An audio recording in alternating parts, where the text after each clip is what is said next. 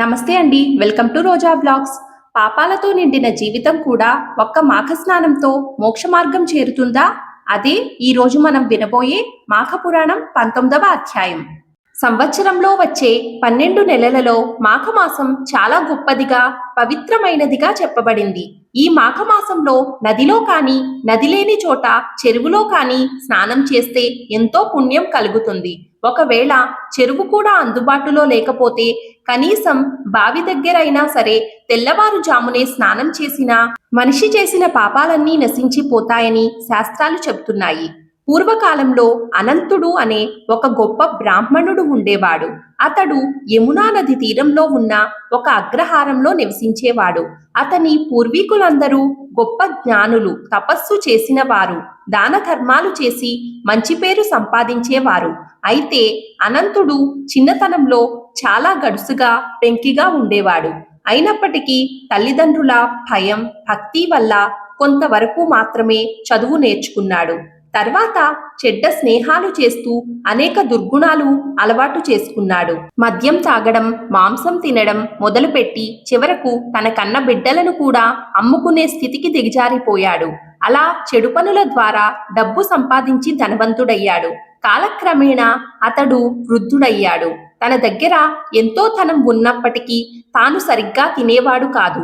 ఇతరులకు దానం చేయడమూ లేదు. ఒకరోజు రాత్రి పడుకునే ముందు అతడికి ఇలా అనిపించింది. అయ్యో, నేను ఎంతటి పాపాత్ముడనయ్యాను. శరీర బలం ఉంది, మనసులో గర్వం ఉంది అని జీవితమంతా గడిపేశాను. కానీ ముక్తిని ఇచ్చే ఒక్క మంచి పనిని కూడా చేయలేకపోయాను కదా అని తీవ్రంగా పశ్చాత్తాపపడుతూ నిద్రపోయాడు. కానీ ప్రపంచంలో అన్ని రోజులు ఒకేలా ఉండవు కదా. ఆ రాత్రే కొందరు దొంగలు పడి అనంతుడి ఇంట్లోకి చొరబడి అతని వద్ద ఉన్న డబ్బు, బంగారం అన్నింటినీ తీసుకెళ్లిపోయారు. ఉదయం నిద్రలేచి చూసేసరికి తన సంపద అంతా పోయిందని తెలుసుకున్నాడు. నేను అన్యాయంగా సంపాదించిన ధనం అన్యాయంగానే పోయింది అని విలపించాడు. ఆ సమయంలో పెద్దల మాటలు, నీతులు అతనికి గుర్తుకొచ్చాయి. తను చేసిన పాపాలకు ప్రాయశ్చిత్తం చేసుకోవాలని మనసులో నిర్ణయించుకున్నాడు. అప్పుడు మాఘమాసం నడుస్తోంది. వెంటనే యమునా నదికి వెళ్లి స్నానం చేశాడు. ఆ స్నానం వల్ల అతడికి మాఘమాస స్నాన ఫలం లభించింది. నదిలో మునిగి బయటకు వచ్చేసరికి అతని బట్టలు తడిగా ఉన్నాయి. చలికి బాగా వణికిపోయి శరీరం బిగుసుకుపోయింది.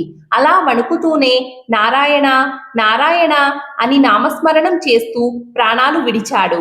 ఆ ఒక్కరోజు అయినా మాఘమాసంలో నదిలో స్నానం చేసిన ఫలితంగా అతడు చేసిన అన్ని పాపాలు పూర్తిగా నశించాయి. చివరికి అతడు వైకుంఠానికి చేరుకున్నాడు అని వశిష్ఠ మహర్షి ఈ కథను వివరించారు. మాఘ పురాణం 19వ అధ్యాయం సమాప్తం.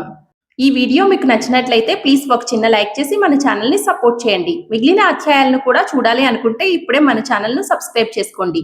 తిరిగి రేపటి అధ్యాయంతో మళ్ళీ కలుద్దాం. నమస్కారం.